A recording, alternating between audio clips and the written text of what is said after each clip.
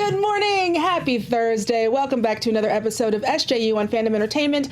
I am Danielle Radford. Nice to meet you.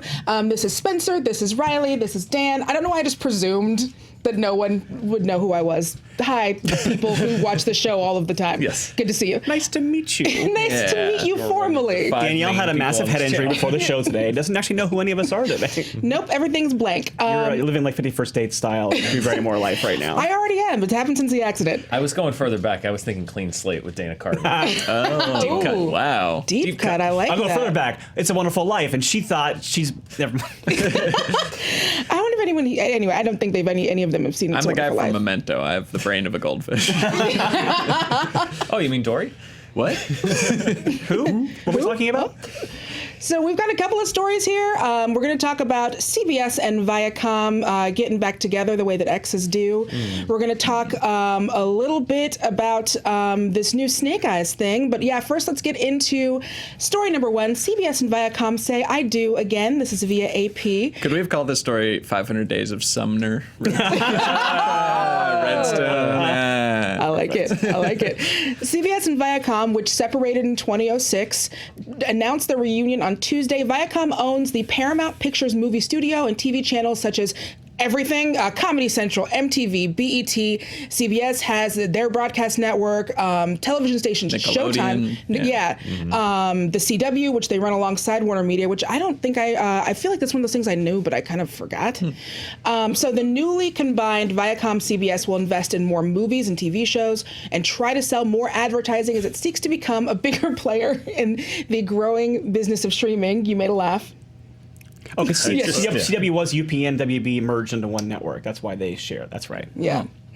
And so, obviously, CBS was one of the first media companies to launch its own streaming service, which is CBS All Access. It's $6 a month. It's got Star Trek. It's got the new Twilight Zone and archives of old and current broadcast shows. Lots of cheers. Lots of cheers. All the cheers you could want. Which is a lot of cheers. If you have theories about any Big Bangs, they've got your Big Bang theories. Actually, that's a Big Bang theory is we were going to talk about earlier this week is a show that has never been on streaming. It's not on All Access? It's not on. Wow, They have like limited runs, like the recent ones. It's not on All Access. They're saying that potentially, because it's going up for sale soon, Big Bang Theory and 2.5 Men, they're saying could sell for $1.5 billion. I believe it. Just I totally those two believe shows. Well, for what? Well, Like, one to thing you got like streaming 35 years of Big Bang Theory, For so that's a lot of however, a lot of seasons of that show to sell off. So. Yeah. $1.5 billion. Wow. 1.5 Well, there's a lot of shellheads out there.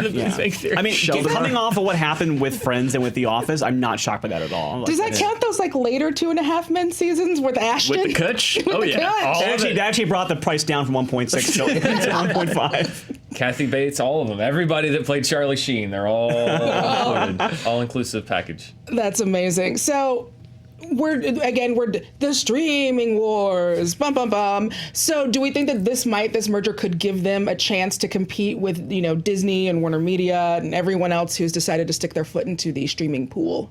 Yeah, I mean, they seem very diversified. They seem like they have CBS All Access, they have Showtime, they have CBS, and they have a million cable channels. Like, that's a lot of places. They don't I don't think they feel like they need to throw it all together and charge $7 a month because, like, they're so global. They own all these international TV stations. They have a global movie studio. Like, they seem like they can kind of not reinvent the wheel and just own all the things. And just own all of the things, yeah. And I know that Showtime, they have a deal with Hulu, so I wonder how that's going to play out, or if that's going to be something that they wind up, because they have their own. It's like it's like a paid add-on. Yeah. They can probably keep that. Yeah, that's how I watched Medesis and Marrow. Yeah. Yep. Yeah, because Hulu has the same deal with Industry. HBO, but obviously that's like not gonna. Who knows when that's gonna work with the HBO Max coming out and stuff like that. Amazon also has, that's going to be the interesting thing is like all of the add-ons that like, because Amazon has an add-on deal with HBO and Showtime and Stars and all this thing. That's going to be interesting to see. Do they all just go to their corners? Or do they just go, hey, we're getting money from these people, let's keep getting money, let's keep getting it. That's what I do wonder at this point, like just how bad the deals must be for the content creators to be on Netflix and stuff like that. If like obviously if it seemed better to them to go, hey, we better pull all our stuff from this big library and have our own separate service we may get a lot less subscribers for, but somehow it's still financially viable for them to do it in that regard. Yeah, they're offering big deals to people with big names, but if you're someone who, the days of those big Seinfeld residuals, those are done, I think. Now well, with digital. Seinfeld is coming up. I was reading Seinfeld is coming up for auction. Apparently, it was the last time they negotiated all the rights with TBS, and I forget where it's exclusive now on one streaming service. But from what I read, that they negotiated it so that those deals expired at the same time. That's another one. Seinfeld coming up for auction to be bought. It's crazy. Man. Like I think that, but they, I think that's the new residuals. Yeah. These people, Larry David and Jerry Seinfeld, and hopefully the people involved have negotiated points. But like they may even see more money. Yeah, I mean that's they may get from residuals. The people who own the shows might, but this is going to be a huge sticking point anytime any guild thing is coming up. Whenever the next WGA, DGA, SAG things happen, like it's going to be streaming. And how are residuals calculated and paid out across all these different streaming services who don't even release their numbers and stuff like that, because that's what is their livelihood for the most part. Is like a show plays on cable, you kind of know how many people watched it and what they paid for it, and you get a tiny check in the mail, but that's or a bigger check depending on who you are, but that's how the industry works. And with streaming, they kind of pay you up front and then you get nothing. So that will probably be a tricky thing to start negotiating. It's got to be. We're already seeing the proto version of this with what's going on. Still going on. I know we talked about it months ago. It's still going on between the agencies and the writers as far as packaging deals and paying up front versus. It's crazy. It's crazy. It's crazy. It is a lot. Business. As Roth would say. So. Obviously, we talked about this library compared to all the other ones is great. We've also got, there's Mission Impossible and Transformers, which have been noted as other big Paramount movie franchises with TV potential. Mission Impossible, for I assume everyone that knows this, but it began as a TV show, and there have been many Transformers animated series since the 1980s. Can we expect an expanded universes for these franchises? And if so, do we think that could work? Well, the thing about Mission Impossible, I think, actually lends itself to a TV series is the fact that, like, Ethan Hunt was not the main character of the TV series. Right. Phelps was. And Phelps, who's the villain in the first movie, was the hero of the... Like, he's one of the main characters in the original series. So you could easily do almost an Agents of S.H.I.E.L.D. type thing where you're like, oh, this is just another team in the IMF. And so you can actually have other characters that are working within the Mission Impossible universe, and like if just someday like they really want to dump a truck of money on Tom Cruise's house, have him be like in one episode, they'd be like, yeah, Ethan Hunt's passing the torch, and make him a producer. You could definitely do a Ving Rhames-led Mission Impossible TV show for sure. He's just the guy in the chair. Around. He's got the hat, and he's on the laptop, and he's directing, like, the tricky thing is the Mission Impossible has become so inextricably tied to Tom Cruise, and particularly him doing insane death-defying stunts that, like, if it was harkening back to the TV show, which was like a more traditional spies but with gadgets, smaller scale for procedural, people might be confused. So many episodes of masks being pulled off of faces, so many. And a different guy being behind them. I mean, in the 70s, that was your only option, and there were hundreds. But this, I think, if they reboot it, like, and maybe do a focus on like stunt work, that could be, it would have to be. That'd be cool. But yeah, I don't know if Tom Cruise in 2019 is as much required for the thing to work as it would have been if they tried to make a series of it in like the mid 2000s. Like I think Tom Cruise is still a star, and I think he can still open a movie. But I don't know if people are like, well, I'm not going to watch Mission Impossible if it's not a Tom Cruise. I don't know if that's going to be the same issue that because I feel like in general our like attraction to a specific leading man isn't what it used to be even like a decade ago. I think bigger than that, though, just the way that everyone's one-upping themselves is that if you're going to do that, if you're going to make some kind of a big play, it's not like anymore where Netflix could do what was the one in Sweden with Steve Van Zandt, Hammer, whatever, Lilyhammer, and House of Cards was like a big play for them, but it wasn't like some sprawling. It was definitely had great production value, but it's a bunch of people walking from room to room. But now if you're trying to compete with these other streaming services that are launching a huge Keystone franchise, you now have to complete with a 20-episode Lord of the Rings series. Disney doing Star Wars as a TV series and Marvel as multiple TV series. HBO and HBO Max doing all of their original programming plus Game of Thrones prequels. It's like now your Mission Impossible series that maybe you could have done as a 24 type show.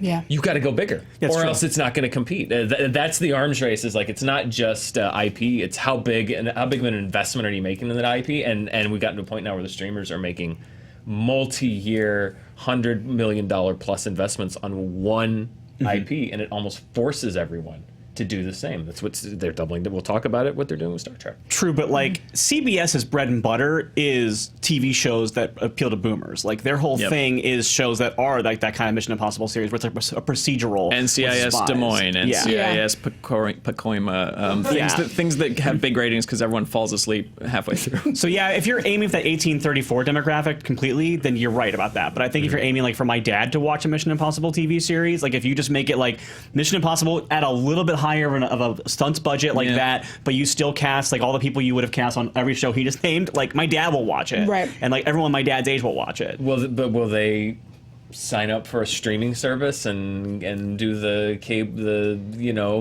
about where do I download the app and do I have a smart TV? True, but my boomer parents just got Netflix. Right, exactly. Like it's that's the other thing is, and it's not that there are plenty of boomers out there that are very technologically savvy, but I do think the concept of a streaming service is much more geared toward a younger audience because I think younger people obviously are much more malleable to different ways of watching things, and there is a bit of a technological barrier if that's something that you're not used to. The idea of like I have to download an app, put in my credit card information, is recurring billing, and then I have to think, what do I have to have another device? Yeah, like, I added my parents to my Netflix account as a family account, and they still don't really ever use it. Sure. So like I have to call them and tell them, hey, a movie you want to watch is on Netflix, and then I have to like walk them through how to get to it from their TV. So I get so you you're with like that. Mario Lopez on the TV Guide channel. Yeah, exactly. I think one of the reasons that CBS does do so well on the air is because they do cater to people that are more receptive to traditional over-the-air shows like your NCISs and your Blue Bloods and stuff like that. I think the reason that you get such a large audience is because CBS knows that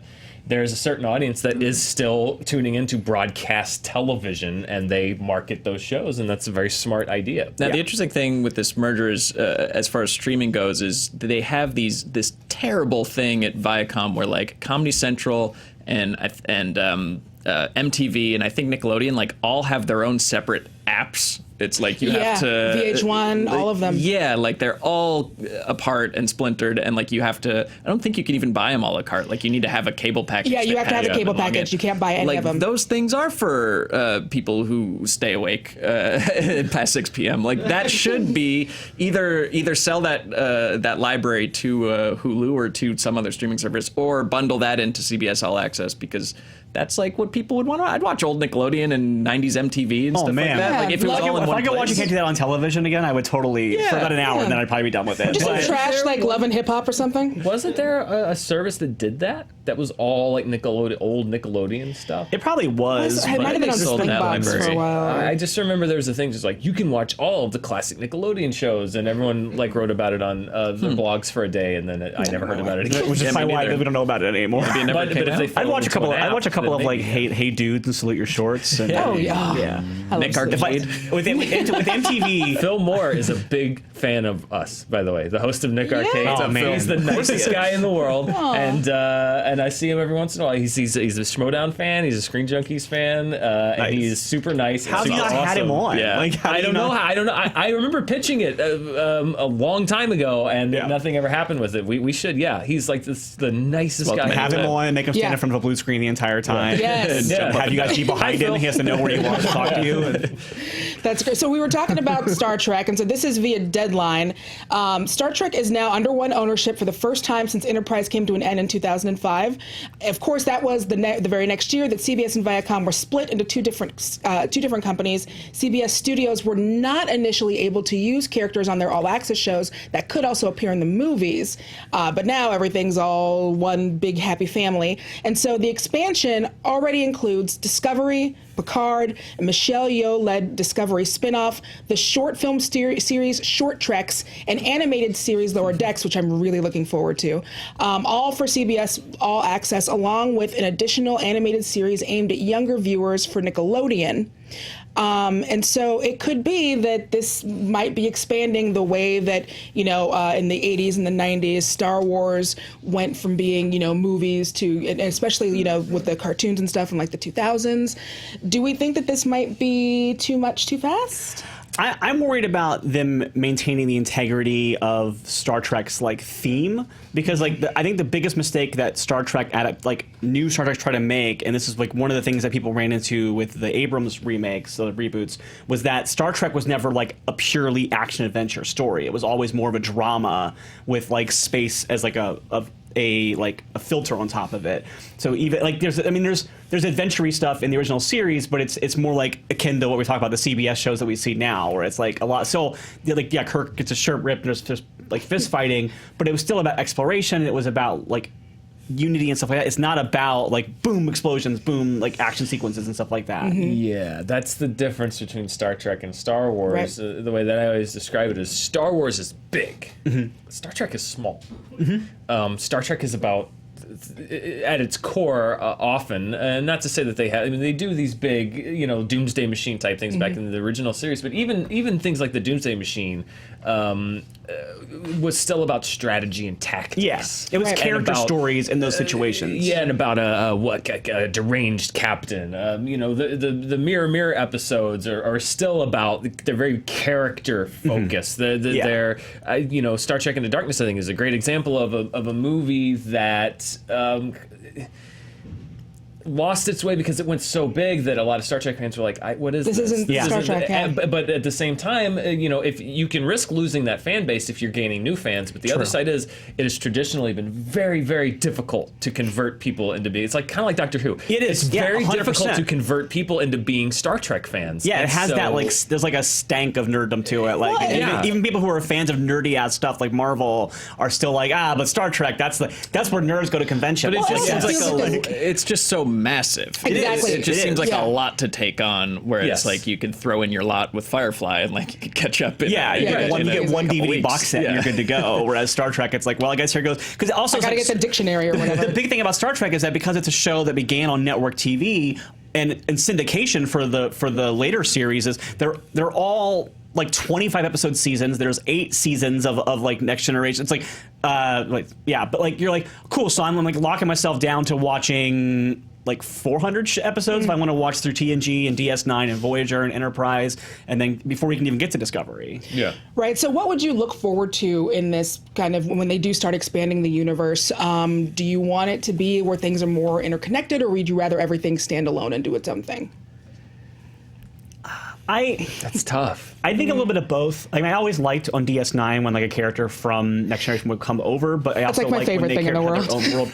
I think the thing is, the reason why, I mean, I didn't love Voyager, but the reason why Voyager and TNG and DS9 could all exist within like a short time of each other is that even though they're all set in the same universe and they all are in the Federation with the same ideals, each show kind of had its own vibe of what it was doing, its own theme. Like Next Generation was very much like the exploring and learning new things, and like DS9 was like a frontier story. It was like a Western, whereas like Voyager was like lost in some trying to find a way home. So like, if they're going to make a bunch of shows, they really have to have a conscious decision as to what makes each show its own unique thing and why it needs to exist at the same time as another show. Yeah, they've never done this carpet bomb strategy with Star Trek before. I don't think there have ever been more than 2 Star Trek series on at one time. I don't think so. I don't think the overlap was ever more than TNG and DS9, and then I think DS9 and Voyager overlapped, and then Enterprise was over on its own, and right now Voyager Discovery.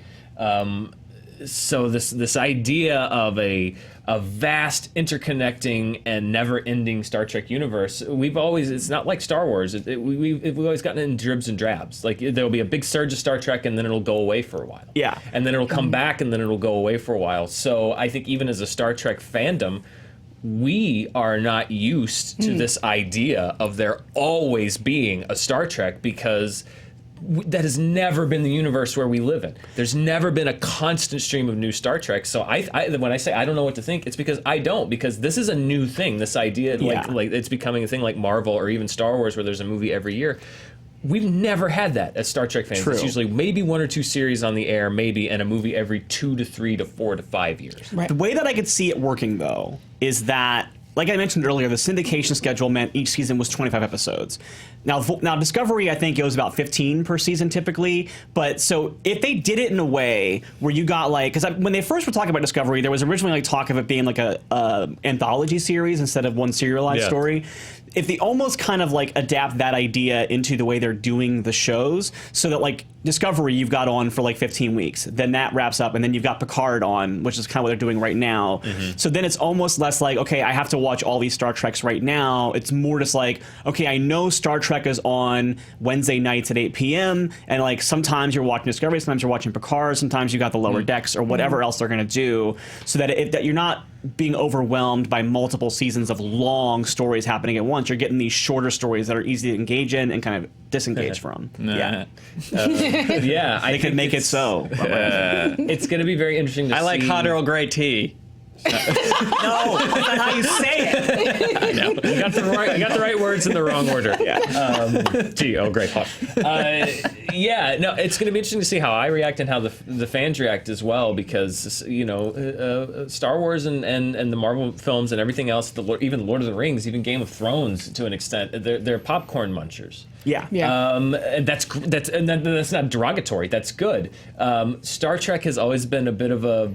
Stinky. You sip it. It's been lucky. You sit and you know they give you an episode and you think about the moral quandaries and philosophy that they've put the characters in, and you're like, oh, okay. And then the next week, so this idea of a constant stream of it, I wonder how the shows themselves will position it. Picard looks like it's. Well, I don't know. Yeah. The trailer paints it both ways. I could see it going into this kind of philosophical portrait of a captain trying to find his place in the world, or it could be the big action One series. last ride. Yeah, wacky space adventure. It could be Space Logan, or it could be Space Logan. I don't know which one it's going to be. Space Rambo 6. And I struggled even with Discovery. I ended up loving Discovery, but when the first season was on, I definitely was like, this is really challenging what I understand Star Trek to be as a storytelling medium. And like I ended up coming around on it a lot, because I think that shows should do that. I wouldn't want them just to remake Next Generation is do exactly the same way again. But I think that like now it's going to be interesting to see Picard, because it's going to be weird to see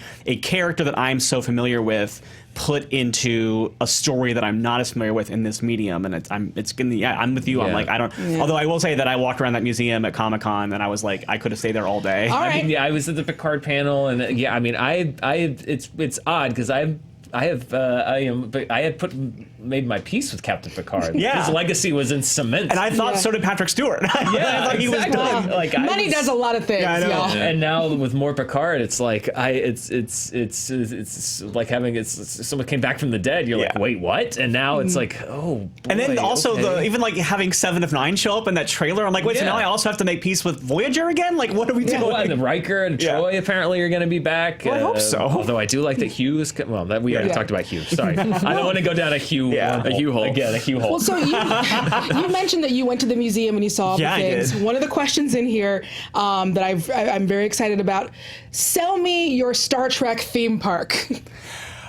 All right, for me, I don't think my Star Trek theme park would be as much with like rides and stuff. I think I normally hate when theme parks' whole thing is simulators, but that works so well for Star Trek, because like what if like it'd be similar to the way Star Tours, like you line up and there's like a series of pods you go into and there's ships, but instead of being like, oh, we're strapping in and we're gonna ride it, like you would go in and there'd be a bridge and people based on where you were, like you get to be the captain, you get to be the helm, you get to be, you know, ops, you get to do, like that would be so cool. You could like to go through missions and you can run your own Kobayashi Maru. You could do that kind of stuff. And then I think like you would have 10 Forward as a place to go to get food, and it'd be designed like, and you would actually have to like get a reservation for 10 Forward so that it wouldn't be too crowded when you're there. It wouldn't be people packed in. It would actually feel like you were on the crew. I think for me, my theme park would actually be just more of like designing a starship that you could walk around in and be immersive more than it would be like things you would ride per se. Okay. So the first ride would be a Buzz Lightyear type ride with the shooting. Okay, ride. That would be I'm into that. That'd be TOS. That'd be original series. Yeah. You get the old school phasers. You beam down to a planet. Take your shirts off. Looks like a exactly. They rip your shirt all the way out. They kill anyone wearing a red shirt is murdered before you get on the ride. Yeah, but you've got monsters and you're shooting and everything, and there's red shirts falling and but it looks like a sound stage. It's great, and Abraham Lincoln's there saying, "Help me!" Actually, that was Turek. Sorry, help me, Spock. Anyway, long story. Abraham Lincoln was sitting in a chair floating in outer space. We got it. Don't worry. We're good. We had it. That's the TOS ride. The next generation one would be what you're talking about. It's kind of what they're doing with Smuggler's Run, where you have a full scale mock up of the Enterprise D from Star Trek: The Next Generation from the TV show, and you can take ops to the con, the captain's chair. You can stand back there where Worf is. You can be at the science station, and you have the big view screen, and you can do a simulated battle thing, Romulans, Borg, whatever you want to do. Like that's your simulator ride, which I think would be super cool. The restaurant, of course, would be the Promenade from Deep Space Nine. Yeah, okay. I want to eat at Quarks more than I want to eat at Forward. You're right about that. So that's going to be your kind of your bar type area. And then all the synthol you can drink. All the synthol that your body can have, and then I think that you just have little mini attractions for other different shows. Let me pitch you this as well. They have holograms of John Delancey as Q, and he's like your guide as you go through. Like, he's sending you to various parts of the Federation. That's how it ties all together. I love it. Yeah. Do you have a Star Trek? Sorry, what? Yeah, you go to a holodeck, but it's just they travel back to 2004 to go to Six Flags. That's my Star Trek theme park. We have to go ride Viper 3 times. It's like the people who dress up like Star Trek like crew members and then go to Ren fairs and treat it like they're on a away mission at a Ren fair. Yeah. I did have an idea for the holodeck though. Yeah, you have a big room, kind of like at Disney World, where you walk into a big antechamber before you go. Maybe it's the entrance to the bridge, but you build a big square room with video screens that project an environment, so you're in this room and it looks like it's a virtual room. And I know I didn't come up with attractions for Voyager or Enterprise. Those would come later. This is the opening day. You gotta have something by Pirates of the Caribbean. Yeah, we got it. I would have to think some more on the others. It's not unlike Galaxy's Edge, where they have to wait for the other rides to come. Yeah. And then there'd be a J.J. Abrams one where you just walk in and Spock punches you in the face. You're blinded by lens flare. You're blinded by They tell you it's not going to be Khan, and then you get in there and go, "Ha, it's Khan. We fooled you." Exactly. Like, I am your tour guide, not Khan. All right, we're going to play one more game before we go on to our next segment. So the studio coming to CBS gave the network ownership to some of the biggest titles in TV history. What we're going to do is everyone pick a title from this hat. I was hiding a hat, y'all, and pitch the multi-platform franchise expansion. Okay. All right. All right. So It's like movie fights. Everybody get in there. All right, I got one. Oh, I'm not going to look at it until it's like everyone very gets calm theirs. movie fights. Yes. We're all on the same team here. Yeah. Movie conversations. I hope I know what I'm getting. Yeah, All me right. too. All right, Yeah. Dan, what'd you get? I got The Love Boat. All right, let's do it. Pitch me the multi-platform franchise expansion of The Love Boat. The multi-platform franchise expansion. Well, obviously the web series would be mini voyages of the Love Boat, where they're like little tiny snippets of little morsels of love that you have in your. Maybe they set up other Love episodes. seats. Yeah, love seats. Yes. Love seats. Perfect. Yeah. Thank you, Riley. I like that. Yes, and love seats is what you would call them. And then the streaming show, of course, would be a revival of the Love Boat, but you've got to do the thing where you bring in a guest star. So it's like maybe 10 episodes per season, because you've got to secure. It's like The Masked Singer. You've got to get that. You've got to get those names with the capital N. So you've got full revival of the Love Boat, but with the A-list guest stars coming in, and also like the stars of yesteryear, coming in and doing their spots. So I don't know. I can't think of anybody. Who does the theme song for the new Love Boat? Ooh, Seth MacFarlane. Yes, he does. All right. So that's the short. Let's see. That's the web short, and then the streaming series, and then it has to be multi-platform though. Multi-platform. So I need one more. What's your app game? The app game is like a love matching game where you have to match up different people. You're Gopher. Can I pitch you one more thing? Yes. For CBS All Access, there's a reality show Love Boat where it's basically like Love Island but on a boat. Perfect. Yeah, There we reality go. show. I totally the real Love Boat. Yes, There we the go. real Love Boat, and Captain Steubing would be played by Patrick Stewart. All right, Excuse me. Spencer, what do you got? I think that we're going to do an interconnected cinematic universe. What is it? It's going to be built around, some of the most interesting characters across the CBS Viacom universe. They aren't the most well-adjusted. They're dark. Some of them are twisted and they need help. So they all go to the Nick Fury of this universe, which is Fraser Crane. And really, I'm listening. Yeah, he's listening. And G.I. Joe. We're about to talk about Snake Eyes. He could be on the couch. Yep. Or I guess he wouldn't have like a radio show anymore. Maybe he's branched off into private practice. Maybe he's like a military therapist who goes to solve like all your protagonists' inner demons to assemble a team to take on Dark Niles. Who's teamed up with what was the name of his ex-wife? Maris. Oh, Maris. He and Maris are ruling the galaxy with Phantom Maris. The Phantom Maris. They're ruling the galaxy with an iron fist. So he needs to assemble, get a team to work together on a psychological level to take them on. And it's movies, but then there's like one-offs, of. God, who are the other IPs? I guess he could have Coach. He could have Cheers. He could have all the sitcom heroes. He might be burning into our IPs. We don't know yet. Yeah, good point. But I think it's the big movie franchise, and Frasier as Nick Fury is my pitch. That's great. The trailer would have a slowed down version of Toss Salad. Oh, a creepy slow version. Yeah. Toss salad and scrambled eggs. That's perfect, Riley. What did I get? I got. Okay. So I got The Odd Couple. Which, first of all, didn't they just remake The Odd Couple? With Matthew Perry? Yeah. Tom Lennon. Yeah, That's right. I think that they would. First of all, it is a modern era, so I think it would actually be it'd be like more of a buddy comedy, because I think nowadays when you're making stuff, like, you got to like change it up a little bit. So it would actually be like a road trip thing. It's one of those plots where like every time they have to get a new vehicle, something happens and they're stuck trying to move along. So it's that vibe to it. But because we're trying to modernize it, I think it wouldn't be like crotchety older dudes. It'd be I'm thinking of Comfy Old Men. Never mind. I'm thinking of the wrong. Same actors, Still different era. Yeah. Okay.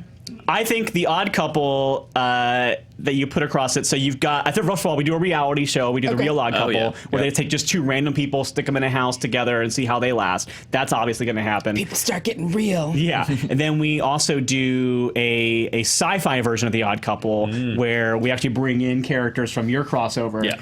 And we do who would be like, we'd have like CBS. I'm trying to think of what we'd have. Like we'd have like Picard, and we'd also have like. I'll go for it. Optimus Prime. Why not? We'll stick them in a house together. Yeah. And that'll be it. Yeah. That's great. All right. I'm better yes-handing your things than I'm thinking of my own. So I got Happy Days. Sure. Nice. Hey. And so obviously the first thing that you do is you do the it's like Logan. You show all of the characters now as they have aged and they have come into their own.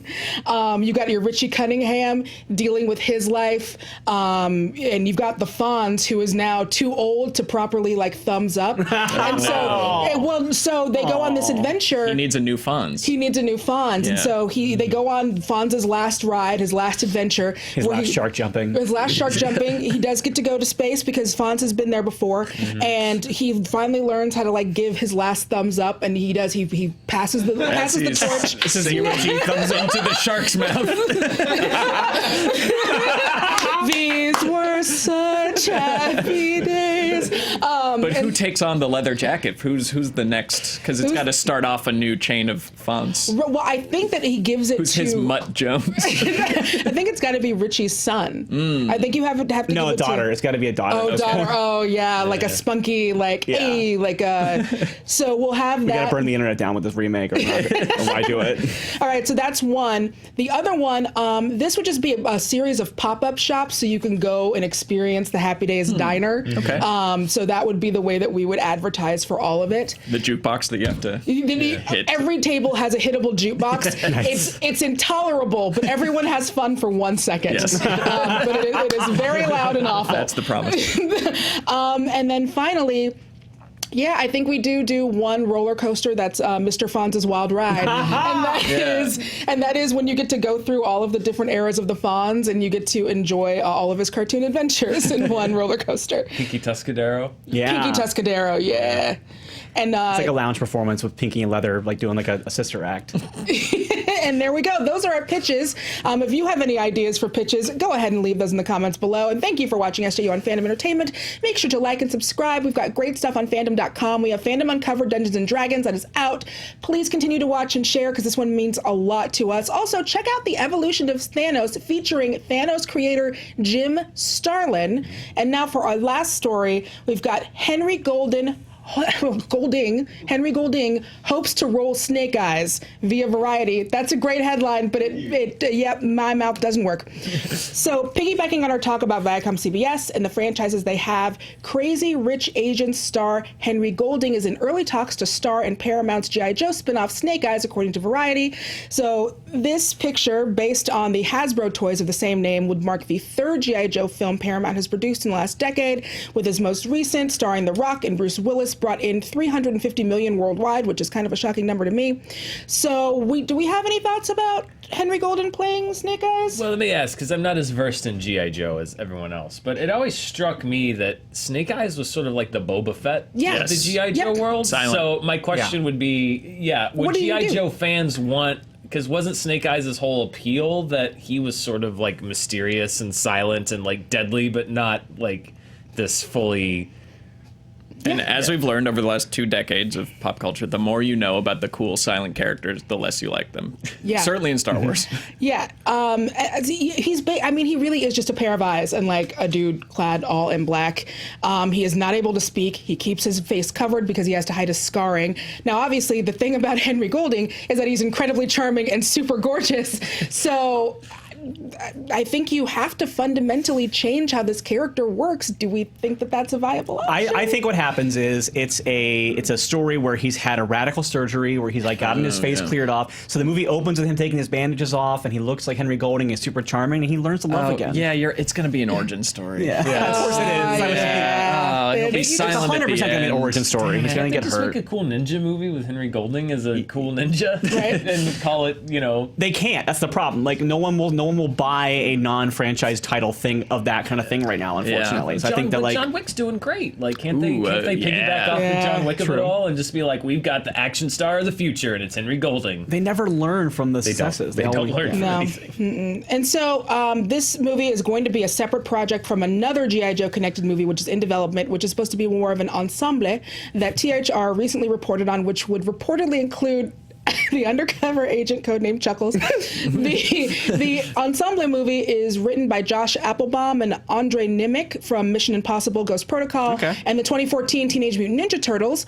Variety says their sources tell them that Paramount and Hasbro are currently trying to figure out how to put a new spin on the G.I. Joe series in general, including creating a writer's room to brainstorm new ideas. So outside Worked so well for Transformers: The Last Night. Let's do it again. Yeah, just throw as many writers on it as possible. That never goes bad. But this studio did reboot Bumble. They did do the Bumblebee spinoff, so fair. that's some hope. What kind of tone would you want a new G.I. Joe movie to take? Do you want it to be more straight and serious, or should it just go full like Fast and Furious and admit that it's ridiculous? It should do a straight. No one wants a straight, serious G.I. Joe, and if they try to do that, they're gonna what's the point of doing it? Like you said, just they make a cool did that ninja the movie. first time. Yeah, I know. Nobody cared, and then G.I. Joe Retaliation was much more just like they literally killed off almost the entire cast of the first movie or ignored them, and they were just like, we're bringing in Bruce Willis, we're bringing in The Rock, it's gonna go big, it's and it did better. Yeah. Like, I think that fans liked it more, and certainly like the Cobra Commander, like they brought in like the actual look from the cartoon, and people seemed to like it. Wasn't a great movie, but I think people liked it. But it should be like the first one. You want to should be slightly recreate more the cartoonish. experience of dumping all your toys out and banging them against each other. That's what the movie should feel like. I want a movie where it feels like one of the cast members could suddenly show up at a kid's house and teach them a lesson about how to live their lives. Oh, and that they should. There should be interludes with PSAs. The more you know, Oh my God. Definitely. Make fun of it. Yeah, I mean, know what it G.I. is. Joe's Pork chop entire sandwiches. brand for Let's the do last it. decade has been making Body fun of massage. G.I. Joe. That's how people know G.I. Joe Yeah. is those lean into that. Like 100%. Embrace the legacy is just like this sort of fun 80s property. That's why when I hear things about like Masters of the Universe with He-Man, like it's going to be a dark attorney. No. I don't want that at all. Have fun with it. Because you learn nothing from the first 2 Thor movies. Yeah. Like learn from what happened with Ragnarok. Like that's what you make. That's how you make Thor fun. And same thing with G.I. Joe. Same thing with He-Man. Like, you got to have it be goofy and fun. Well, so it's sounding like Paramount's plan is going to be a G.I. Joe shared universe with different spin-offs and movies connected to each other. Is there enough G.I. Joe to sustain this much G.I. Joe? No. G.I. No. If it's good. Yeah. If they make 15 good movies, then yeah. I mean, no, I don't think any of us thought that there would be enough Fast and the Furious story to make 8 films so far, true. plus a spin-off film, Yeah. and yet, like, they're not slowing down. Like, they're living their lives a quarter mile at a time. They're keeping going. And I think G.I. Joe, if you can bring that kind of energy and fun to it, like, you can keep it going forever. I will say that the script for Ninja Turtles, the 2014 one, which the same writers are doing, it has my favorite terrible movie line in the world in it, which is that they capture the Ninja Turtles and William Fichtner says, "I'm going to drain every drop of blood from their body, even if it kills them." Yeah, it definitely will kill them. There's no even if. That will straight up drain every drop of blood out of anyone's body. It will definitely kill them. So if they produce a movie that gives me a line as bad as that line, then at least there will be some redeeming factor, because that is one of my favorite dumb movie lines of all time. All right, and we're going to wrap up on this. At one point, Paramount was trying to create a Hasbro cinematic universe. Sure. So they've got G.I. Joe, they've got Transformers, they include Mask, Visionaries, Rom Space Knight, and Micronauts. For me, I think that would be the only way that like an expanded universe would work, is if you just start literally, instead of like taking all of your G.I. Joes and banging them together, you take everyone's toys and bang them together. I think it would work. I mean, I think same thing. Like, if you can tell good scripts, good story. I mean, like, that's one of the things that's fun about Riverdale is they just bring in other random Archie Comics characters when they can, because they have these names, they have these things. We'll stick them in for these things. They do. Yeah. Like Josie and the Pussycats are like main characters. The tough thing though is that those are characters, and toys are toys. You know, there's like what does a Micronaut feel? What does a Micronaut want in life? Well, those are the questions that will be answered in the mega franchise. You also have the Guardians of the Galaxy effect, which is that if you bring in these toys that don't have any sort of background but have a cool design to them, you can put whatever you want on them. You're not going to have fans going, "They didn't do right by the Micronauts." Like, you're going to have that anyway. You're going to have that, but you're not going to. The larger audience is not going to have an expected story in their head before they go see it. Yeah. All right. Well, hopefully they can also find a way to put in, I don't know, Transformers War for Cybertron, or, you know, Play-Doh. I don't know. Thanks y'all so much for joining us on yet another episode of SJU, and we will see you. Okay? Are you dying? And we will see you all tomorrow. I was gonna save it. It's fine. We can talk about it now. So, yesterday on the show, I found a comment left under an article, a serious news article, asking me if I wanted to become a vampire, or anyone if they wanted to become a vampire. Yeah. I responded, and today, in our ongoing saga, I received this in my email address. Vampire Brotherhood from Master Jiangxi. I guess that's a serial number for me. You're welcome to the family. So this is very clearly trying to steal my identity. Yeah. But this will not be the last. No, this is viral marketing for the new Blade. I got to fill out this form to send it to the High Master, Master Jiangxi Moore. Await my mail. Well, Spencer, I would warn you, they might drain all their blood out of you, even if it kills you. Even if it kills you. Yeah. Can I just say my favorite question on that thing is purpose of joining? Meet new people. I'm a vampire. There's like one reason you join a Vampire Brotherhood, and that's I'm a vampire or I'm interested in becoming one. It's not like my wife said I should get out more. Stay in more. Follow back, and you'll find out the next thrilling saga for my descent into the occult. Okay, that's a great place to end the show on.